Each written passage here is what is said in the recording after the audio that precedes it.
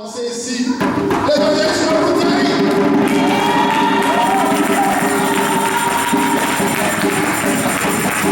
Gloire à Dieu. Amen. Gloire à Dieu. Amen. Gloire à Dieu. Gloire à Dieu. Gloire à Dieu. Gloire au Seigneur. Gloire au ressuscité. Gloire au vivant. Gloire à celui qui est au ciel, au siècle, qui est ce qui existe. À son droit, à travers Jésus-Christ ce matin, avec un cri de joie, à travers le Seigneur ce matin. C'est bien pour l'Église que d'avoir ces temps de réveil et d'édification. Quand, en tant qu'enfant de Dieu, tu appartiens à une assemblée où le leader se soucie de ton édification, franchement, c'est une bonne église. Parce qu'il veut que tu aies la connaissance nécessaire pour pouvoir avancer dans la volonté de Dieu au nom de Jésus. Et ces 3 jours de réveil spirituel, moi je suis la première personne à être bénie. Très content d'être là. On va prendre nos Bibles dans le livre de la Genèse, chapitre 30, verset 24, verset 23, 24. Faisons la lecture. Elle devint enceinte. Verset 22, Dieu se souvient de Rachel. Voilà. Il exauça Rachel. Alléluia. Dieu se souvient de toi. Dieu se souviendra de toi au nom de Jésus. Amen. Dieu se souvient de Rachel. Dis avec moi, Dieu se souvient de moi au nom de Jésus. Je parle à celui qui entend ce que je dis. Donc si tu n'entends pas, il ne faut pas répéter. Dieu se souvient de moi au nom de Jésus. Dieu se souvient de Rachel, il exauça. Alléluia. Je parle à quelqu'un qui entend ce que je dis. Dieu se souvient de Rachel et il exauça. Je dis Dieu se souvient de moi ce matin et il exauce. Au nom puissant de Jésus-Christ de Nazareth. Il se souvient de moi, Seigneur. Je sais que tu te souviens de moi. Tu te souviens de moi ce matin, Seigneur. Tu te souviens de moi ce matin. Et tu exauces la prière qui attendait l'exaucement. La prière qui attendait le déblocage. La prière qui attendait le changement. La prière qui attendait la transformation. Ce matin, tu te souviens de moi. Tu te souviens de moi et tu l'exauces. Au nom de Jésus. Je parle à quelqu'un qui entend, hein. Si tu n'entends pas, tu es muet. Elle devait enceinte. Quand tu es enceinte, c'est visible. C'est en foi. Je prends. Elle devait enceinte et enfanter un fils. Elle dit Dieu a enlevé mon propre. Je prends. Attends, regarde. Imagine que le propre c'est une veste. Et puis, on dit Dieu a enlevé. Donc le propre n'existe plus. C'est fini, le propre est parti. Amen. Je suis quelqu'un de nouveau, quelqu'un de propre. Je n'ai plus de propre ni de manque sur ma vie. Dieu a enlevé mon nom. Je parle à quelqu'un qui entend. Et puis qui sait ce que ça signifie. Yes. Si tu n'entends pas, tu vas toujours être assis. Mais si tu entends, tu vas rentrer en connexion avec ce que l'Esprit est en train de dire ce matin. Dieu se souvient de Rachel. Il l'exauça et il la rendit féconde. Là où j'avais mis mon argent depuis, ça ne va pas marcher. Dieu me rend fécond ce matin. Mon magasin marche. Même si la concurrence est rude, mais mes affaires vont marcher. Comment ça va se faire? Je ne sais pas, ça ne me concerne pas. Mais quelqu'un qui est là-haut me rend fécond ce matin. Au nom puissant de Jésus. Elle devait enceinte. On avait dit que je ne pouvais pas être enceinte, non? La Bible dit que c'est possible pour moi. Je touche mon ventre ce matin. Je suis enceinte. Je suis enceinte. Un enfanta. La grossesse a duré 9 mois. L'ennemi disait toujours que tu vas mettre 6 mois, ton enfant va tomber. Ou 3 mois, ton enfant va tomber. Mais la Bible dit que lorsque Dieu a rendu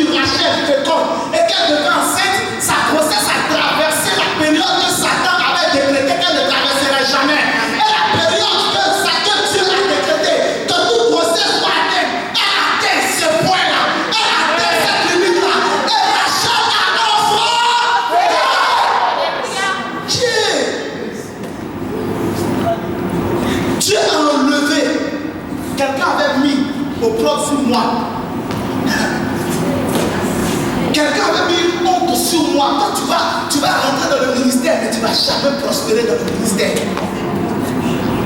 Mais Dieu a enlevé. Il a fait quoi? Il a enlevé nos propres. Seigneur, merci parce que tu as enlevé mon propre ce matin. Seigneur, merci parce que tu as enlevé mon propre ce matin.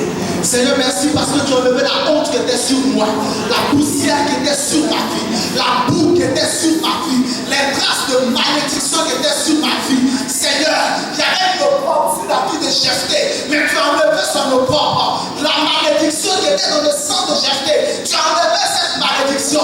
Comme je suis venu d'une famille qui pratique la sorcellerie, le propre était connecté à ma vie, mais tu l'enlèves ce matin. Tu déconnectes le propre de ma vie. Seigneur, je suis sorti d'une famille boutique et le propre était dans ma vie. Je ne peux pas connaître la stabilité matrimoniale. Seigneur, je ne peux pas jusqu'à présent me marier. Attendez le propre qui est sur ma vie. Mais tu l'enlèves ce matin. Tu enlèves le propre ce matin. Tu enlèves le propre qui était sur mon visage ce matin. Et ce qui était en moi, Seigneur, est parti au nom de Jésus. Jésus, c'est une personne ouverte. Si quelqu'un est connecté, il va prier chaque fois qu'on parle. Il ne va même pas attendre qu'on lui dise prie. Parce que ce qui est en train d'être dit est fort. Mighty God, sois béni au nom de Jésus. Amen. Jesus. Et elle lui donna le nom de Joseph. Vous voyez ou pas? En disant que l'Éternel m'a ajouté notre fils. Donc c'est pas la dernière bénédiction. C'est pas la dernière. Il y a une autre qui va venir. Elle-même, c'est l'heure de ta destinée sera connue de tous. Lorsque Rachel put enfanter Joseph, suivez bien. Lorsque Rachel put enfanter qui? Joseph.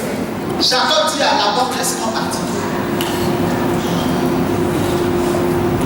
Depuis Jacob était chez Laban, il n'a pas dit à Laban, laisse-moi partir.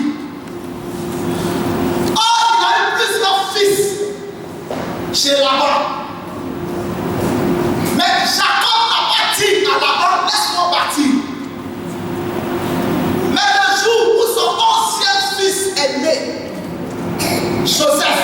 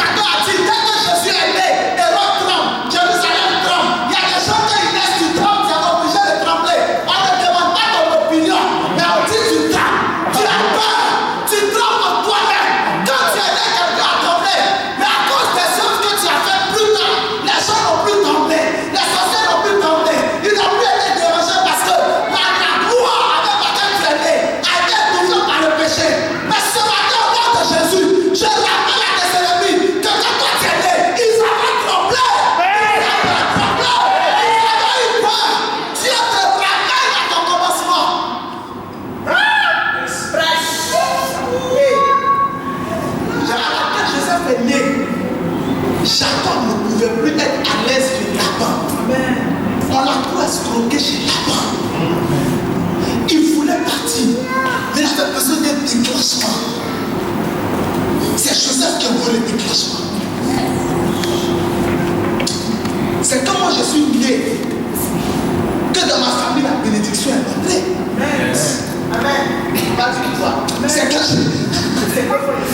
C'est dès que je suis né que la bénédiction est rentrée dans ma famille, c'est moi. Donc, la destinée de Joseph commence déjà dès sa naissance. Hier, le pasteur a donné une de ses significations sur la destinée. Attends, il faut que je relise ça. Il avait dit quoi, le pasteur No? La destinée est une puissance qui règle à l'avance tous les événements qui nous concernent. Une puissance qui règle à l'avance. Écoute bien. Quand Joseph est né, Jacob a eu le désir de sortir de chez Laban. Jacob est effectivement sorti de chez Laban. Jacob a pris ses femmes. Jacob a pris ses enfants. Et Jacob s'est mis en route pour Canaan.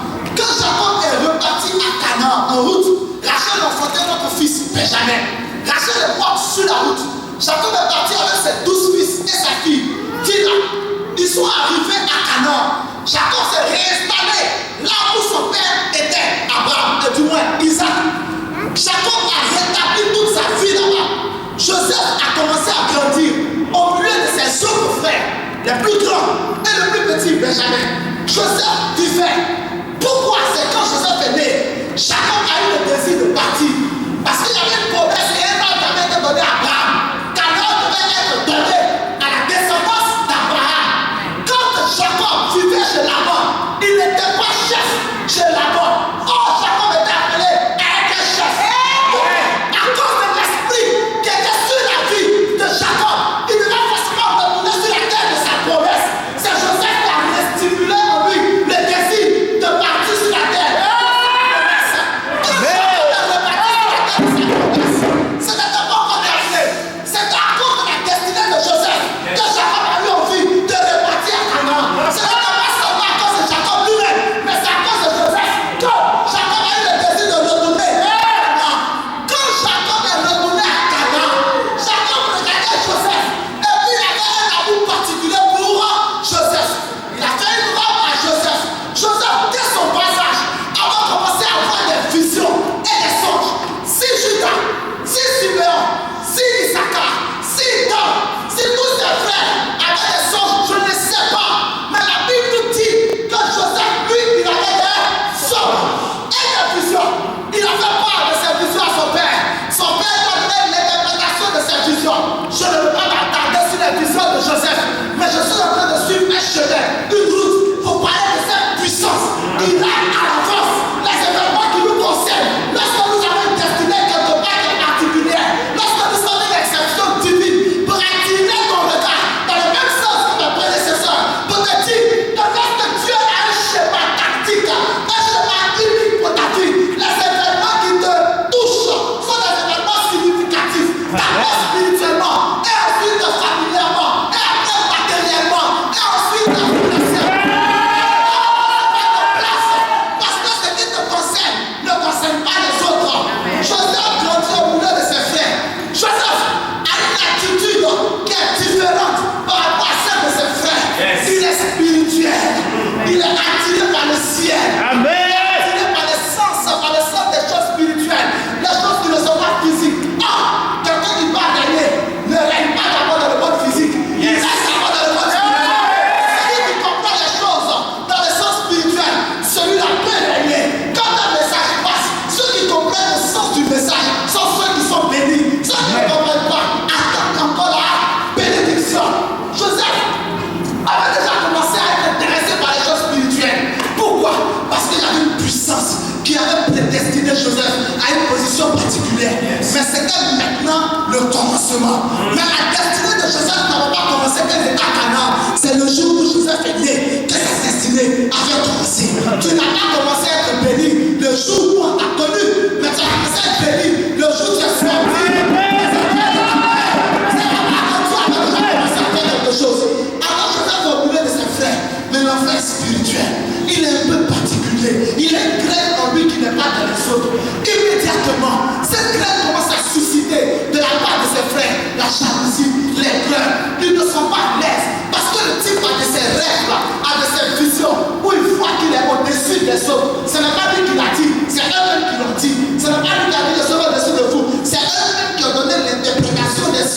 Joseph.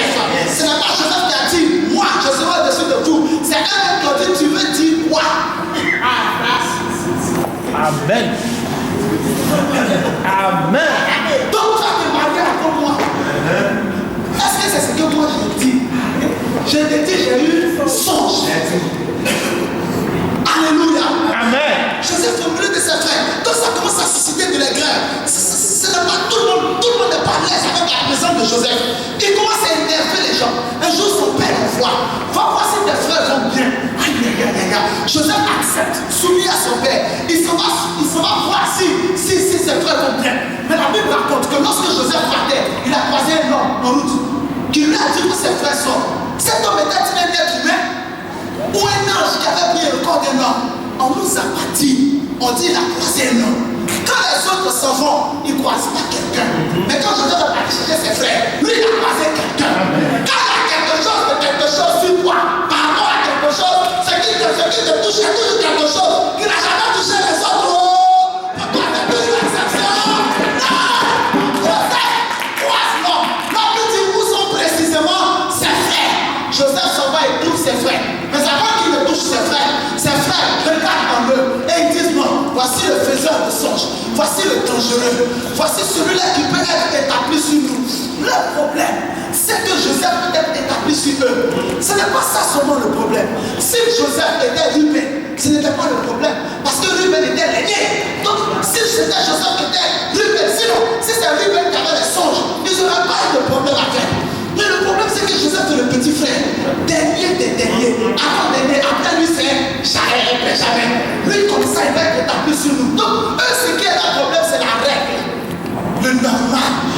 Mais quand tu as une destinée particulière, le normal ne te concerne pas. Je répète, quand tu as une destinée particulière, le normal ne te concerne pas. Là où on gagne enfant facilement, toi, tu ne gagnes pas enfant facilement. Là où tu travailles vite, toi tu ne trouves pas de travail vite. Yes. Ça me faisait mal. Pourquoi les choses se sont renversées? Pourquoi c'est Joseph qui est établi sur nous? Ça on ne peut pas accepter. Ça nous gêne. Dès qu'ils l'ont vu, ils ont dit attends, il faut qu'on ait une idée. Si on l'extermine maintenant, si on le tue maintenant, tout va s'arrêter. Mais le problème avec la mort, c'est que la mort ne peut pas frapper quelqu'un qui a une destinée précise.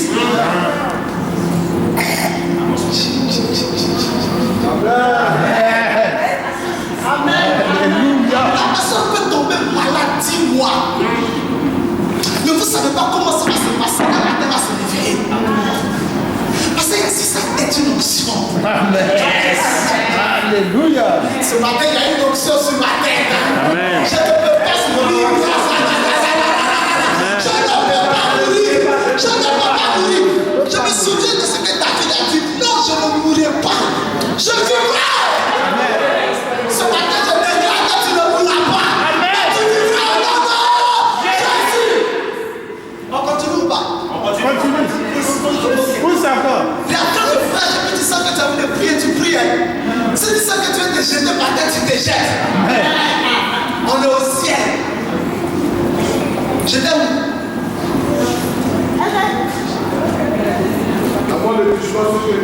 Super.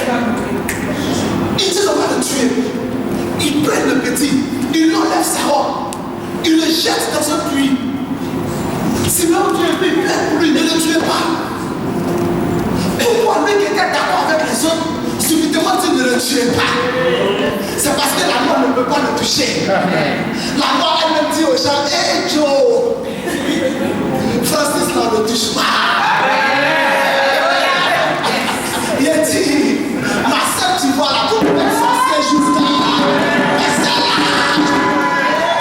il a dit, Marie que tu vois là, elle va vieillir. On ne peut rien faire contre elle. Rhumatisme ne peut pas la toucher. Regarde bien les yeux d'aller. Est-ce que c'est quelqu'un qui va mourir vite? Tu vois notre truc, on peut essayer de le maltraiter, mais lui là, c'est quelqu'un de super. Il va se sortir forcément. La mort elle-même, on l'appelle les pierres de cul. Parce qu'il y a des gens qui touchent. Amen.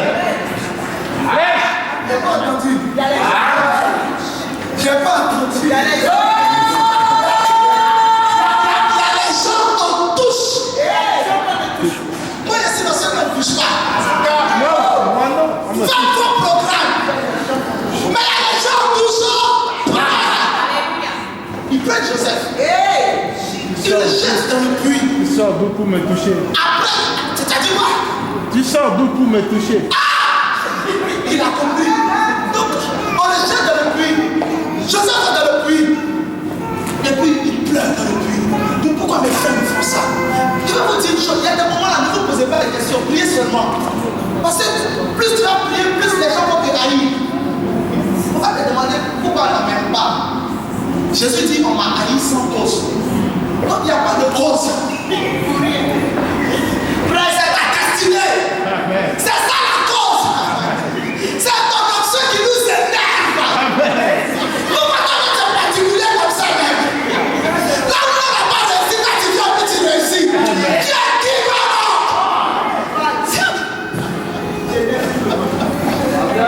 Amen.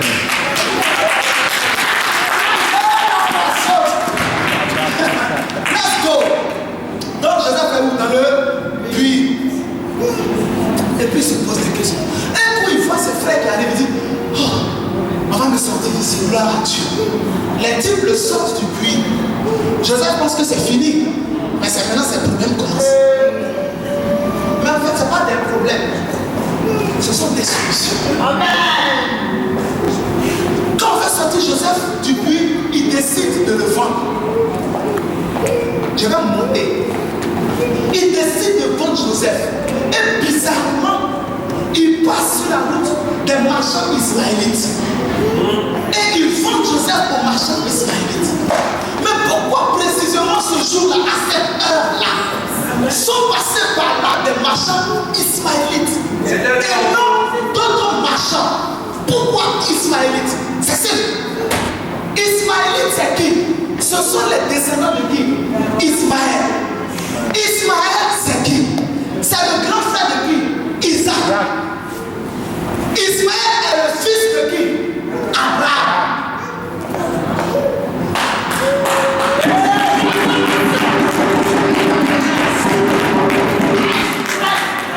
Jacob est le fils de Isaac. Donc le grand-père de Joseph, c'est qui? C'est Isaac. Mais Ismaël est le grand frère d'Isaac. Donc Ismaël est aussi le grand-père de Joseph. Eux, ils pensaient qu'ils étaient en train de lui faire du mal. Ils le vendaient à des étrangers. Là, ils l'envoyaient dans sa famille.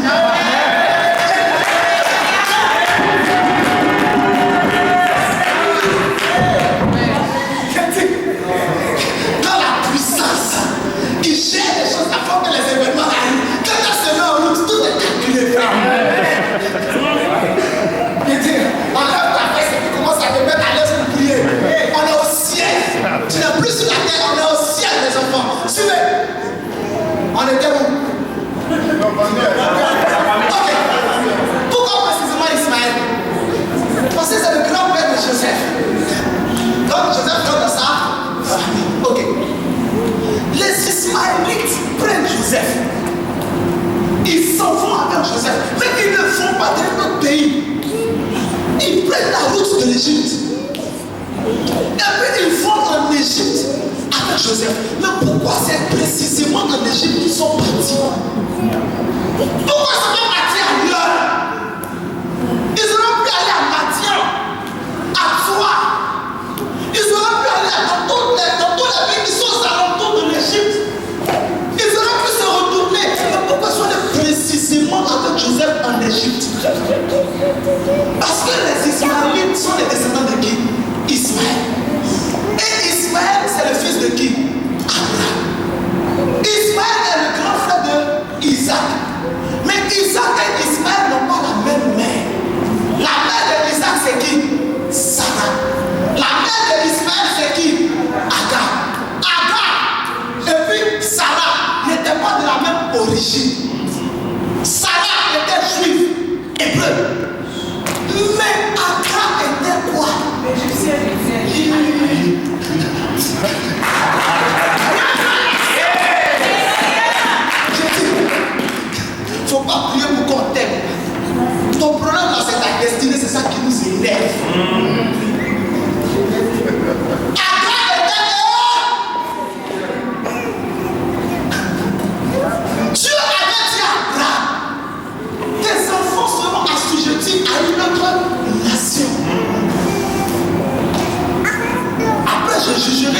à laquelle tes enfants seront assujettis. Il n'a pas donné le nom de la nation. Mais à Joseph, Dieu donne le nom de la nation.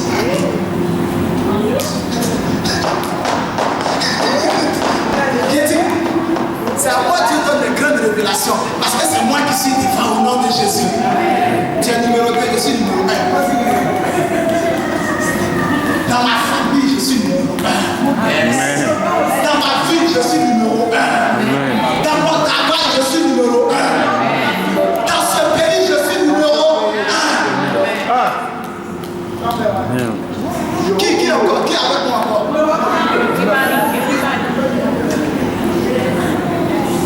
Donc, précisément pour en Égypte, on dirait que c'est calculé cette affaire. On dirait que c'est géré. Joseph est pris et Joseph est envoyé en Égypte. Il est vendu par les Ismaélites comme esclave. Mais pourquoi précisément comme esclave? On peut le vendre comme autre chose. Mais précisément le vend comme un esclave. Parce que Dieu avait dit à Abraham que ses descendants seraient assujettis sous l'autorité, sous le pouvoir de notre peuple. L'esclave, c'est celui qui n'a plus de droit et qui est sous le pouvoir de quelqu'un d'autre. Joseph représente tout l'esclavage des Juifs en Égypte. Donc Joseph porte en son corps toute l'histoire d'une nation. Ton problème, ce n'est pas pour prier pour qu'on t'aime. Mais ton problème, c'est que c'est ta destinée là. C'est pas toi que le diable tombera. En ce qui concerne ta famille, tu portes tous les fardeaux. Et tous les petits frères qui vont venir après se reconnaîtront en toi. Et toi, les enfants qui sortiront de ton sein seront une race sainte. À partir d'elle, Dieu construira un monde nouveau. Donc le problème que tu as, c'est ta destinée. C'est ça le problème.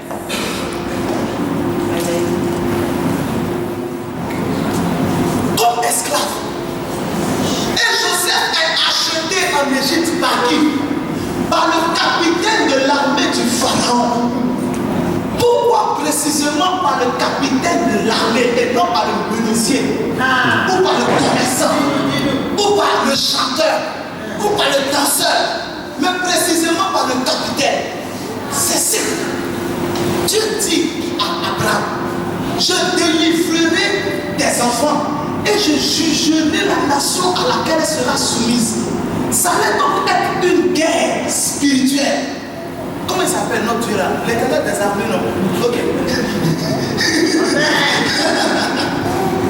Entre l'armée de l'éternel et l'armée des démons qui gèrent l'Égypte. Donc Potiphar représente l'armée des Égyptiens qui allaient déjà perdre le combat. Jour de la délivrance d'Israël. Et Joseph rentre en contact avec lui. Potiphar est le maître de Joseph. Comme l'armée d'Égypte allait être le maître des Juifs pour un temps. Joseph porte en lui les souffrances de son peuple. Déjà. Ton problème, c'est qu'avant que tu ne naisses, Dieu avait dit que c'est toi qui porterais toutes les souffrances de ta famille. Il y a un problème derrière. Il y a un problème. Ton problème, c'est ta destinée. C'est toi qui dérange. C'est toi, le problème, c'est ça. Pourquoi depuis, parmi tous tes frères, c'est toi ce qui a pensé à faire une affaire? Et il ne demande pas l'argent à quelqu'un d'autre, mais c'est à toi qui demande l'argent. Quand tu te regardes, quand tu te demandes l'argent, tu regardes ceux qui te demandent l'argent, tu te demandes ce qu'ils ont dans la tête. Quand Joseph est rentré chez Potiphar, on rentre maintenant dans une autre époque. La première époque, c'était quoi? La naissance. La deuxième époque, c'était à Canaan. La troisième époque a commencé quand il était vendu par ses frères. Maintenant, quand il rentre dans la maison de Potiphar, on est dans une autre cas. Ça va annoncer le temps très futur. Hey. Amen. C'est là que tu penses avoir travaillé un peu. Hey. Tu penses avoir tes papiers un peu. C'est là que tu te maries, mais non, tu te fiances. Un frère et une soeur, ça ne marche pas. Deux frères, deux soeurs, ça ne marche pas. On vous présente et puis après vous vous séparez. C'est le règne qui a commencé un peu. Quand Joseph rentre dans la maison de Potiphar, Joseph travaille dans la maison de Potiphar. Mais Potiphar regarde le petit hébreu. Il dit, mais le type le plus intelligent que tous ceux qui travaillaient déjà dans ma maison. Potiphar regarde Joseph et puis il sent la petite. Il a su que la main de l'Éternel était sur lui. Potiphar ne craignait pas l'Éternel. Mais en ce temps, le problème, ce n'était pas qu'il ne connaissait pas l'Éternel. Il connaissait l'existence du Dieu, lui, qui a tout créé. Mais il avait choisi d'être idolâtre. Donc Potiphar est allé consulter. Oh, je vais vous rappeler en arrière en 2 secondes. Souvenez-vous que lorsque Jacob est rentré chez Laban, Laban est allé consulter. Et on a dit à Laban, type là, si tu le gardes chez toi, tu vas prospérer. Quand Potiphar allait consulter, on lui a dit, petit là. La soeur là, si tu la maries, tu vas percer.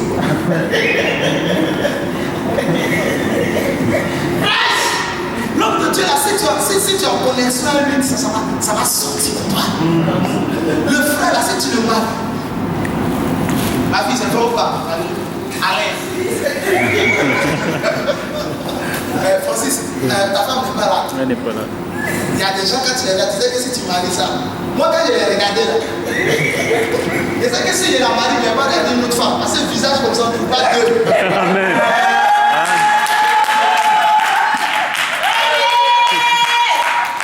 Si le diable envoie une jolie fille, elle lui dit mon cher. Pour moi, elle est jolie. Ça ne pas de foi, ça se voit. Quand tu vois là, est-ce que tu peux regarder un autre corps? Quand on fait les choses là, souvent on prend jusqu'à la tête.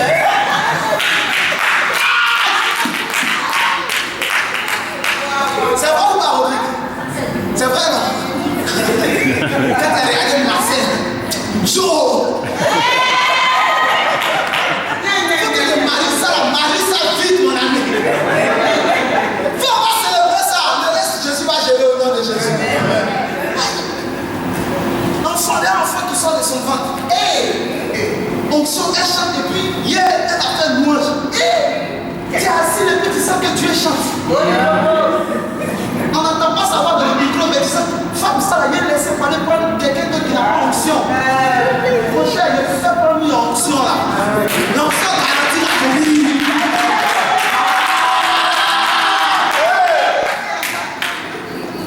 L'onction garantit la famille. C'est le Saint-Esprit qui gère. J'étais où la terre chez Potiphar. Donc, Potiphar regarde Joseph et puis dit non. Le petit là, le mieux pour moi, c'est de l'établir sur tous mes biens. Et la Bible dit que Potiphar a établi sur tous ses biens Joseph comme intendant de tous les biens de Potiphar. Et puis, il a laissé aux mains de Joseph la gestion de tous ses biens. Il ne sentirait de rien. Parce que c'est médiocre et c'est bout magique. Lui avait déjà dit que si tu lui confies tout, ne crains rien. L'enfant là, le jour où il est né, une étoile qui brillait. Potiphar a cru. Il a dit Joseph, gère. Joseph a commencé à gérer la maison de Potiphar. C'est en ce moment-là quand tu confies une petite affaire, ça réussit. Ce que quelqu'un a une glorieuse destinée, c'est qu'il touche se transforme en or.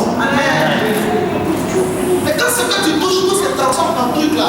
Rien. On va dire amen, c'est bon, il faut te poser des questions.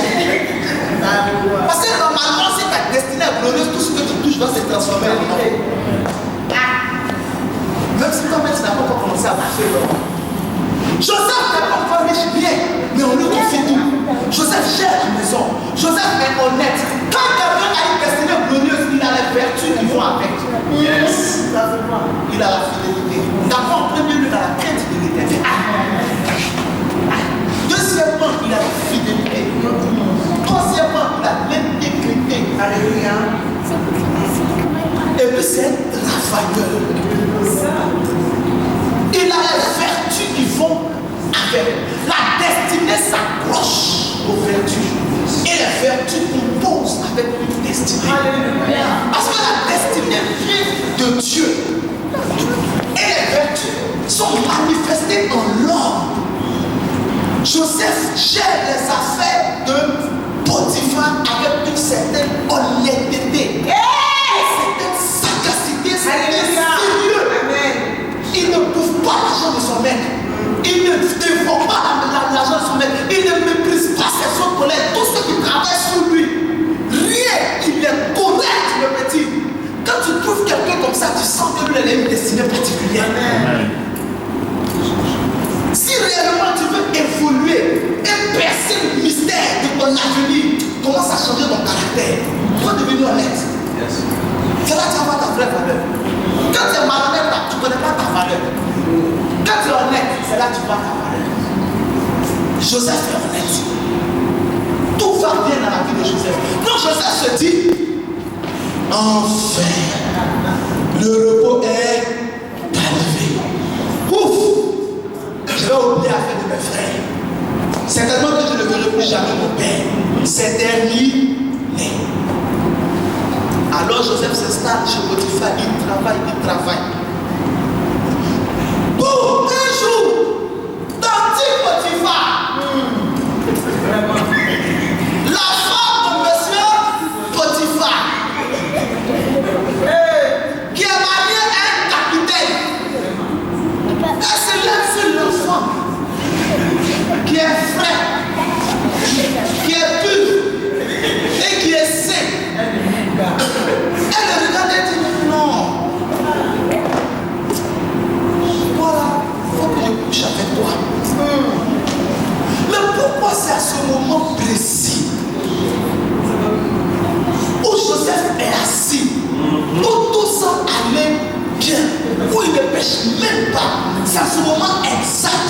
Pourquoi la tentation n'est pas venue quand il était chez ses frères avec son père? Pourquoi la tentation n'est pas venue quand il était avec les Israélites? Pourquoi la tentation n'est pas venue quand il est rentré en Égypte? Mais la tentation est venue quand il est rentré dans la maison de Potiphar. La Bible déclare que Potiphar est établi sur tous ses biens, mais ça ne s'est pas fait le premier jour où Joseph est rentré. Il y a un temps qui s'est écoulé où Joseph a prouvé qu'il était capable. C'est après qu'il a eu la promotion. Tout ce temps-là, Madame Potiphar, Tanti Poti n'a rien dit.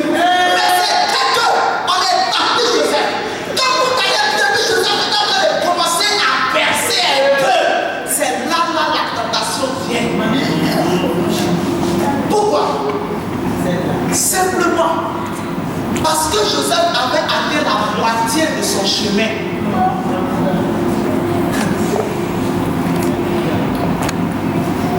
Quand Adam était seul, Satan n'a pas tenté dans le jardin.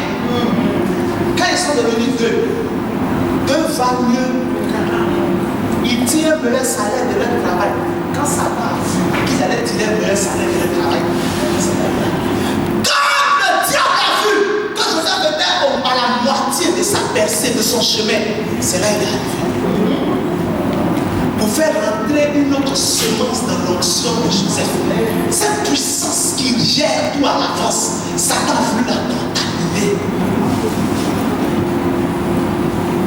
C'est ça, souvent tu ne comprends pas pourquoi c'est là l'embêtante. Tu as une bonne vision, de bonne idée, tu as décidé de changer. Tu vas t'engager dans quelque chose de correct, c'est là l'embêtante. Pourquoi? La personne qui t'étend là, elle a entendu quand tu parlais, elle n'a pas entendu, ce sont les témoins qui ont entendu.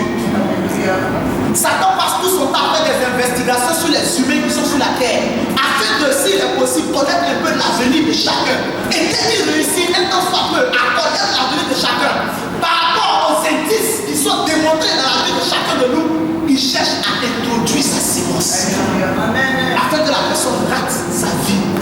C'est comme ça que tu es dans l'impudicité, tu ne peux pas sortir de l'impudicité. Tu ne comprends pas pourquoi depuis là tu es dedans.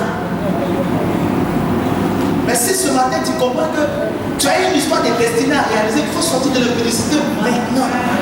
Parce que si tu ne sors pas, ce n'est pas toi seul qui est dans l'impudicité, c'est toute ta postérité qui est dans l'impudicité.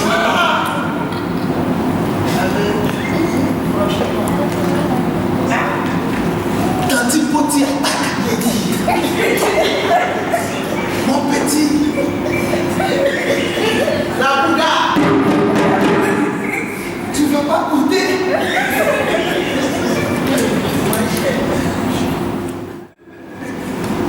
servir. Viens, on va faire ça.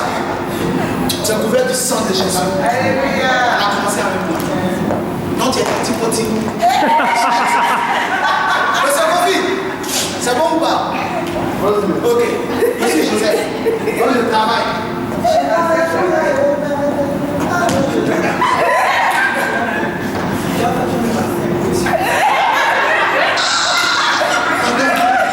Tu es la femme de patron. Tu ne peux pas faire ça.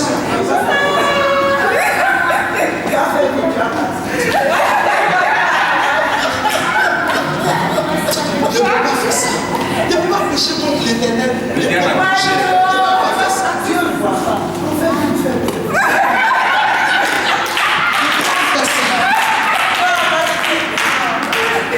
Je ne peux pas faire ça.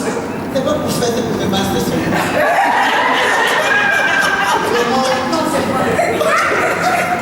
Je ne peux pas faire ça. Je ne peux pas. Tu es la femme de Dieu. Je ne peux pas faire ça. Non. Il a dit la maison. Il n'a pas dit moi. On va faire vite fait.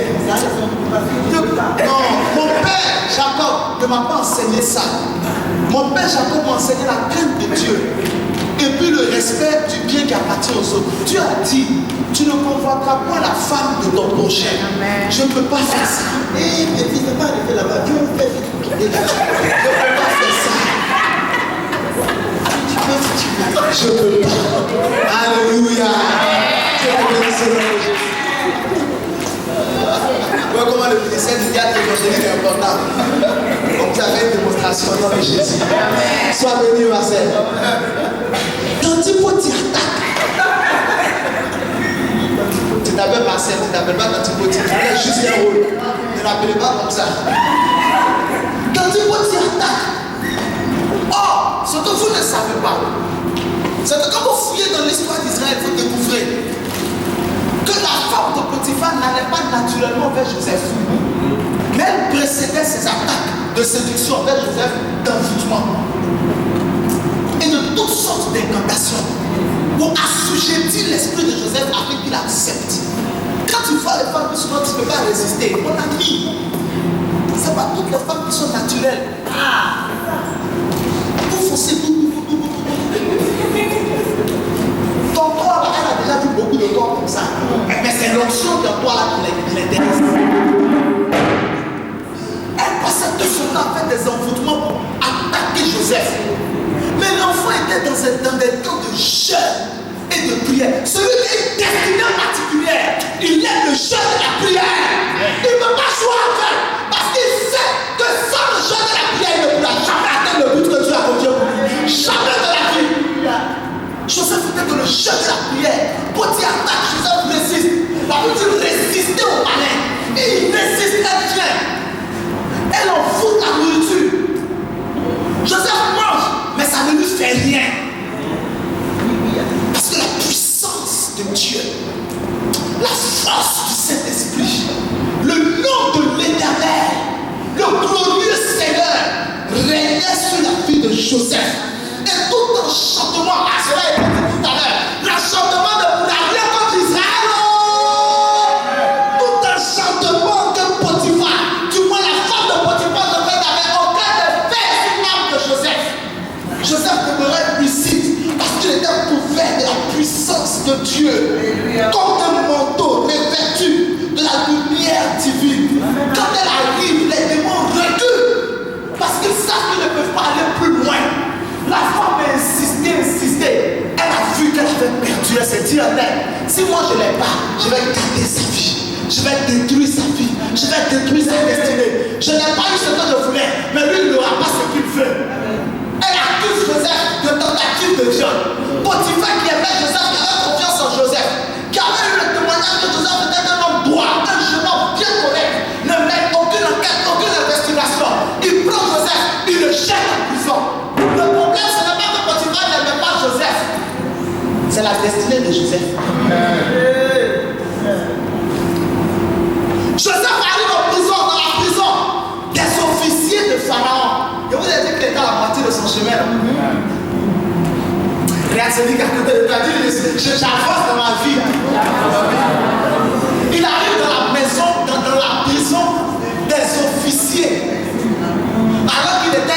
commandant, en train de mettre dans une prison, le ramenait précisément dans la maison des officiers du pharaon. Je vais vous montrer un problème. Pour lui, il n'a rien de hasardeux. Joseph arrive en prison. Comme tous les prisonniers, bizarrement, c'est à lui encore qu'on confie la gestion de la prison. Quand l'on fait aussi ta tête, tu vas te cacher, tu ne vas pas te cacher. C'est encore confié responsabilité. Même dans la prison encore. Le cabinet, on dirait tout ce qu'on dit. Francis, où est Francis? Il faut aller faire des courses. Mais pourquoi c'est toujours moi-même, pasteur? Le problème, c'est pas toi. Yes!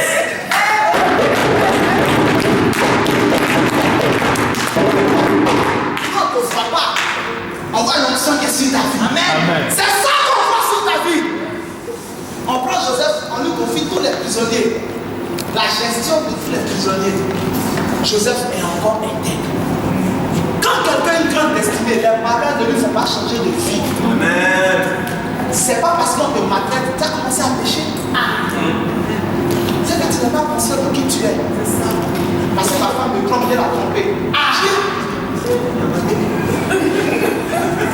Parce que mon mari me trompe, vient le tromper.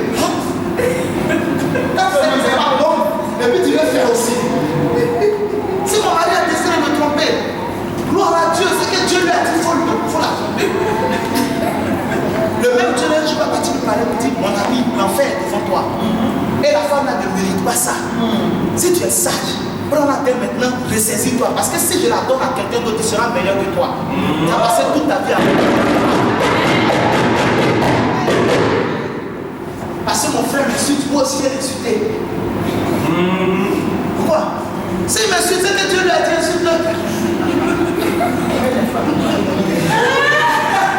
La Bible dit, Jésus là, on insultait, mais il ne répondait pas par des menaces, il s'en remettait à celui qui juge justement. Si quelqu'un t'insulte, c'est que Dieu lui s'est révélé à lui. Et puis Dieu lui a dit, insulte ma fille, elle va si elle est convertie. Insulte mon fils, elle va si elle est convertie. Donc lui, il devait de la volonté de Dieu. Laisse-le la volonté de Dieu. En parenthèse, sache que si c'est toi que Dieu prend pour éprouver quelqu'un d'autre, tu vas. On va te rater avec tout.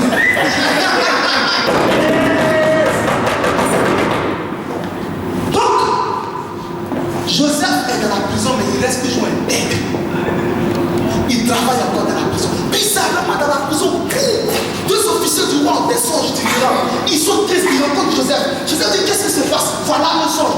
Les deux donnent des songes. Joseph donne les significations des songes. Les deux songes s'accomplissent. Un meurt, l'autre est réhabilité dans ses fonctions, restauré dans ses privilèges. Il retourne à la maison du pharaon. Il promet à Joseph que si je sors d'ici, je le fais sortir aussi. Mais dès qu'il sort, il oublie Joseph. Mais pourquoi il a oublié Joseph? Je vais vous dire pourquoi. Tu es prêt ou pas? Je vais devant et puis je reviens derrière. Remarquez très bien que c'est ce même type-là. Lorsque le pharaon a eu un songe et qu'il était troublé, c'est le même qui a dit à Pharaon, pardonne mon péché. Parce que quelqu'un m'avait donné une révélation qui s'est accomplie et puis je suis sorti. Donc le type n'est pas mauvais. Il n'avait pas oublié Joseph, mais il avait fait la volonté de Dieu. Pourquoi? Souvenez-vous que lorsque Joseph est né, Jacob a quitté Laban. Parce que Joseph devait être sur un territoire où il devait commencer à faire des songes. Or, le territoire sur lequel habitait Laban était un territoire infecté par les idoles. Ce n'était pas un bon endroit pour avoir les révélations. La preuve, quand Jacob a eu une révélation là-bas au sujet des moutons et de la loi de la génétique, si tu mets des rayures, ils donneront des enfants qui sont des brebis qui sont des animaux qui sont rayés. Ainsi de suite. Jacob n'a pas compris que c'est une révélation de Dieu. Il a pensé que c'était son intelligence. Jusqu'à ce que l'ange de l'Éternel lui dit, c'est moi qui t'ai donné la révélation. Donc, le territoire de la main était un territoire spirituellement confus. Ce n'était pas bon pour prospérer spirituellement. Alors, Dieu veut sortir Jacob de là-bas. Quand ils arrivent à Canaan, Joseph commence à grandir. Là-bas, le territoire est pur. Parce qu'Abraham a déjà déposé le fondement. Le fait que tu es chrétien, c'est en train de déposer le fondement pour ta postérité à venir. Même ceux qui sont déjà nés, ils vont marcher sur ton fondement. Alors, Jacob commence à élever ses enfants dans la crainte de Dieu. Et puis, Joseph commence à avoir les songes à Canaan, la terre promise. Joseph sort de Canaan, il s'en va ailleurs, en Égypte. L'Égypte aussi est un territoire confus, mais Dieu est le maître de toute la terre. C'est qui veut faire, il va pas seulement le faire. Alors, l'onction qui est sur la vie de Joseph a commencé à naître quand Joseph est né. Elle a commencé à grandir à Canaan. Elle a continué de prospérer quand Joseph est devenu esclave. Mais chaque fois que l'onction qui était sur la vie de Joseph atteignait une dimension qui était plus élevée que ceux sous qui Joseph était, il fallait qu'il se sépare. Quand son onction était plus élevée que celle de ses frères, il fallait qu'il se sépare. Ils l'ont vendu. Quand son onction a atteint un niveau plus élevé que l'onction qui était sur la vie de Potiphar, il fallait qu'il se sépare. Dieu a fait partie Joseph. Quand en prison, l'onction de Joseph a atteint un niveau plus élevé que ceux qui étaient dans la prison, il fallait qu'il se sépare. Mais l'officier du pharaon qui est sorti de prison et que le pharaon a réhabilité, lorsqu'il est sorti de la prison, s'il se souvenait du pharaon, du moins de Joseph allait sortir de prison par le fait de ce type-là. C'est le type-là qui devait pas sortir. Le type avait un bras élevé auprès du pharaon. Il était le chanson du roi. Comme Élie, il donnait à boire au roi. Si Joseph sortait de la prison par l'onction de ce type, Joseph allait travailler sous le type.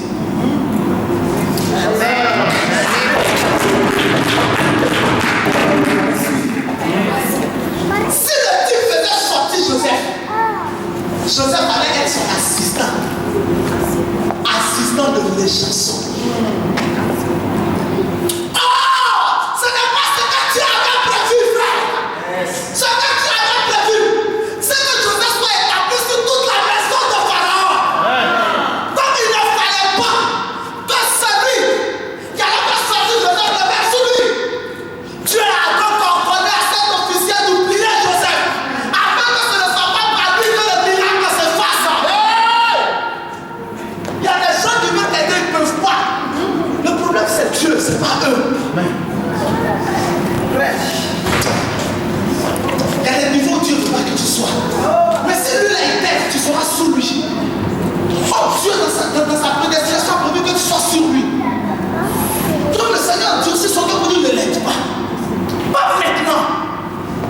Il faut qu'il atteigne. Il faut que la coupe déborde.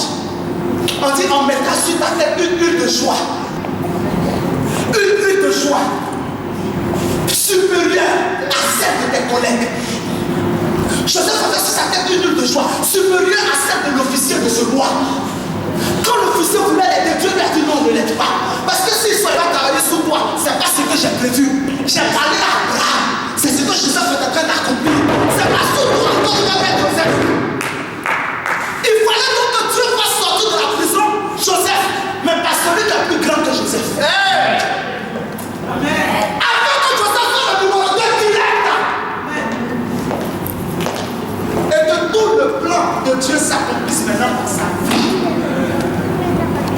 Joseph reste en prison 2 ans de plus après avoir fait du bien au type. Un jour, le pharaon a un songe. Le même type qui avait oublié Joseph se rappelle de Joseph. Pendant que Joseph était en prison, il s'est exercé. Quand l'heure de ta destinée va sonner physiquement, si tu ne t'es pas exercé dans la souffrance et dans la formation, quand ça va arriver, tu vas rater ton avenir. Joseph sort de la prison. Quand il arrive devant le pharaon, Joseph est spirituellement prêt. Yes. Le pharaon lui présente le songe qu'il a eu. Joseph regarde le son du pharaon. Il dit mon petit, il ne va pas te rater ma mère. Est-ce que tu sais d'où je viens? Prison que je suis sorti de retournerai jamais là-bas. C'est encore des songes ça n'attend pas sortir de la prison.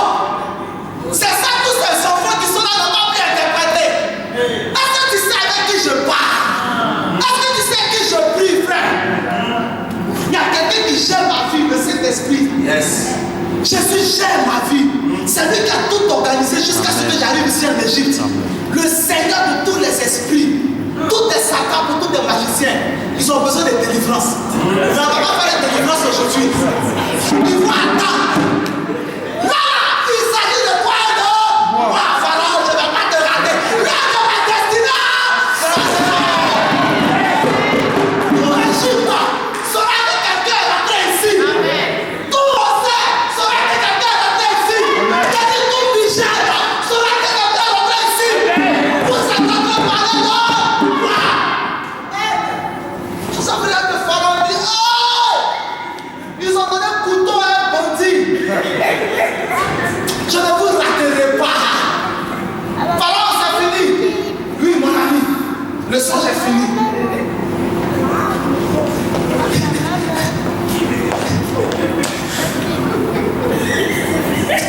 Commence à prier parce que l'heure a sonné.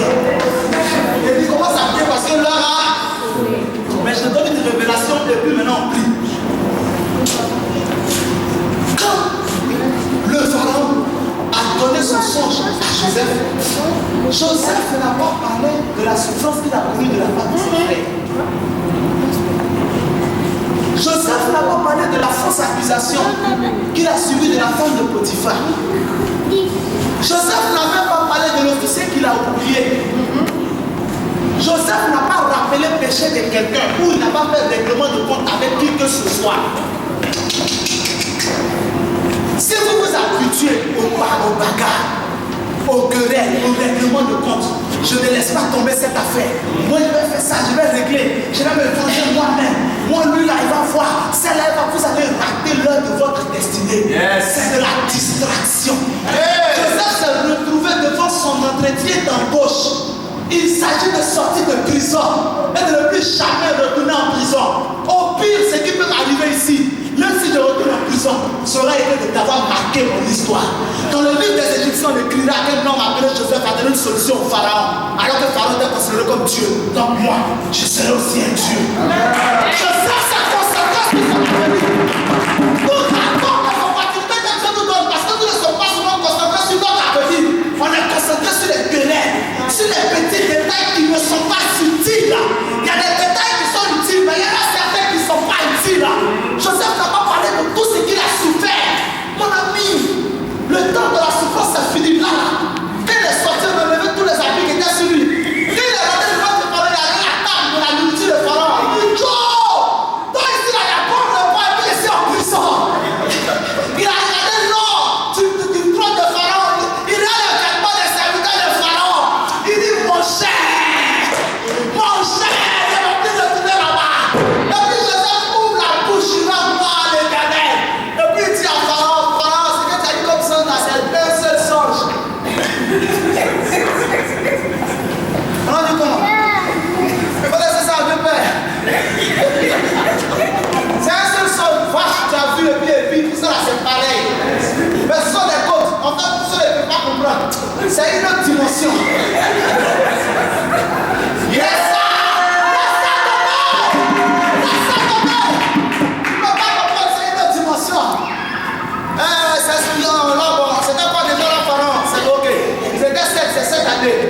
Donc les vaches maigres c'est cette année de disette et les vaches grasses c'est cette année d'abondance. Donc les épis et tout ça c'est pareil en fait. Donc maintenant regardez l'intelligence de Joseph. Ah, j'ai envie qu'on prie. Mais je ne sais pas s'il doit terminer ça. Vous voulez que je termine ça? Ok, on termine ça. Regardez l'intelligence de Joseph. Quand on vous parle de tu apprends et puis tu regardes ce qui est important, ça te rend intelligent. Joseph n'a pas sorti pour donner quoi? Explication de songe, pasteur. Après explication de songe, c'est fini, non? Il n'a qu'à le donner. Joseph n'a pas fini. Il a mis figure. Tu me parles de quoi? Il a ouvert une porte. Une porte. Quand tu parles de porte, il a ouvert un portail. Regarde la preuve. Il finit de donner l'interprétation du son dont il y aura 7 années de disette. Après 7 années d'abondance, après 7 années d'abondance, il y aura 7 années de disette. Le son est fini. Jésus a formé Joseph. Il a dit petit. Comment j'ouvre une porte? Apocalypse chapitre 3, verset 6. Quand j'ouvre une porte, personne ne peut faire. Mon petit, tu es devant la porte, c'est pas encore fermé. Tu vas donner songe pour partir. C'est encore ouvert. Dis à quelqu'un, c'est encore ouvert. Tu vas partir. Le gars dit non, papa, je ne pars pas. Explique-moi quelque chose. Dieu Père Pharaon. Donc, ce que je peux. Bon, je ne peux pas te donner de conseils. C'est jamais cette proposition. Cherche à établir un homme sage et intelligent. Encore Pharaon a commencé là. Encore Pharaon a commencé. Pharaon dit qu'il est sage et puis il est intelligent. Vous me parlez de quoi même? On va rapporter que tu as l'intelligence des visions et que tu peux expliquer des songes. Pharaon va commencer par ça. Joseph a saisi ça au bon. Il dit que Père établit un homme qui est intelligent et puis qui est sage. Pendant que tu vas l'établir, regardez ce qu'il va faire. Bon, pendant les années d'abondance là, il va mettre à côté un tiers de toutes les récoltes. Il va mettre à côté un tiers. Et puis, les un tiers vont servir de provision dans tous les greniers. De sorte que dès que les 7 années de disette vont venir, on peut utiliser les un tiers là pour nourrir l'Égypte. Donc, c'était un peu ma participation, je retourne en prison.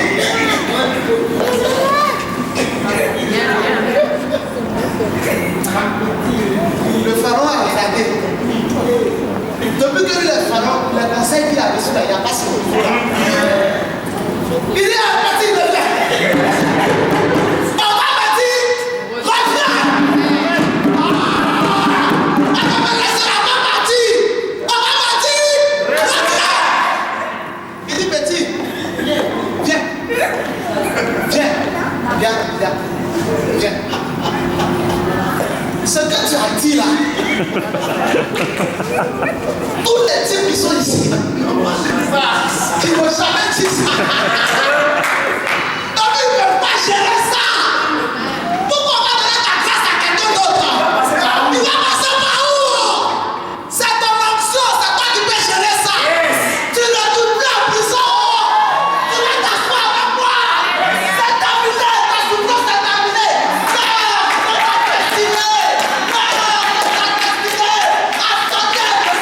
Tu ne retrouves plus en prison.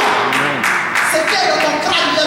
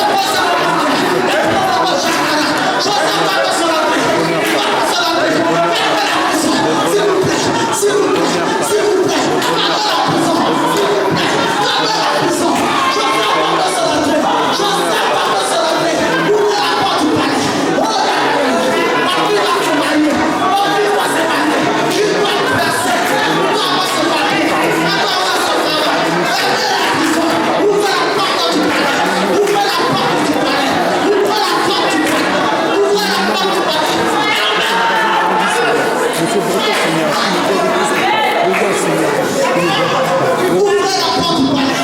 Ouvrez la porte du mariage. Ouvrez la porte de vos affaires. Ouvrez la porte de l'enfantement. Ouvrez la porte de la menace. Fermez la prison. Fermez la prison. Fermez-la, s'il vous plaît. Je ne vais pas rentrer. Alors, ouvrez la porte du palais. Ouvrez la porte du palais. Jésus dit, c'est le jour. Personne ne peut fermer. La porte du palais est ouverte. La porte du palais est ouverte. Viens dans l'entrée maintenant. Priez des temps que tu rentres dans le palais. Priez des temps que tu rentres dans le palais. Le palais, c'est là où se trouvent les trésors. Le palais, c'est là où se trouvent les trésors. Le palais, c'est là où se trouvent les trésors. C'est là où se trouvent les trésors. C'est là où se trouvent les trésors. Tous les trésors se trouvent les trésors. Rentre maintenant. Rentre maintenant. Rentre au nom de Jésus. Rentre au nom de Jésus. Rentre dans le palais.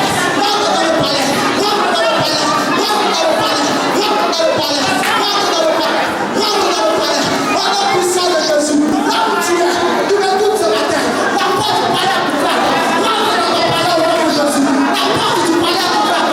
Rentre dans ton palais. Rentre dans ton palais. Pour posséder l'héritage. Pour posséder l'héritage. La porte de la prison est fermée. La porte de la prison est fermée. Ce dimanche, je rentre dans le palais. Je rentre dans le palais. Je prends ma guérison. Je prends mon ministère. Je prends mon époux. Je prends mon épouse. C'est lui qui m'a pardonné. C'est lui qui m'a pardonné. Je prends tout. Je prends tout. Je prends tout. Je prends tout. Je prends tout. Tout ce qui m'appartient. Ma conversion. Ma sainteté. Tout ce qui m'appartient. Je prends tout. Je prends tout. Rentre dans ton palais ce matin.